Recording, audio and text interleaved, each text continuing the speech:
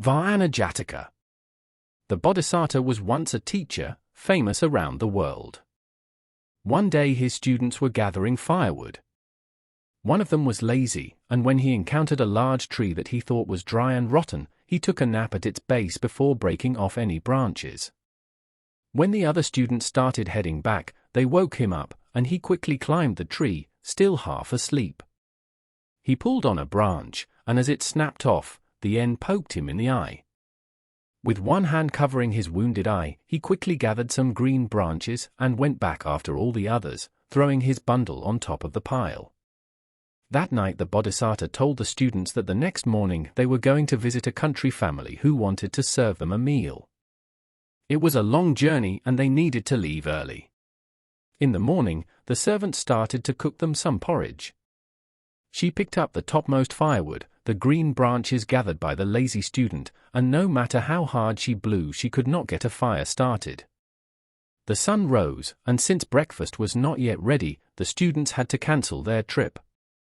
They told the Bodhisattva what had happened, and he criticized the lazy student, saying that putting off doing things creates problems. In the lifetime of the Buddha, a group of 30 friends traveled to hear the Buddha preach and were so impressed they became disciples. 5 years later, the group, who had remained close while living in the monastery, were ready to go off and practice meditation in the forest.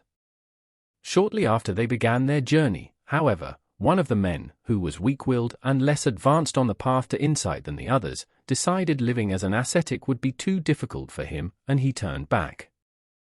The others continued on, and after striving for the entire rainy season they all became arahants. They visited the monastery to pay respect to the Buddha, but planned to return to the forest promptly. Their friend who stayed behind now felt he was ready and wanted to join them.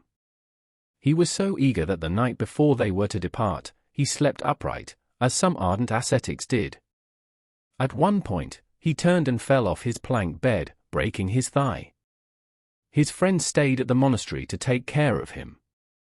The disciple who broke his leg was an earlier birth of the student who poked his eye, and his friends were among the other students of that time. When the Buddha saw them the next morning, he told them this story so they knew that this disciple had also delayed their departure in the past.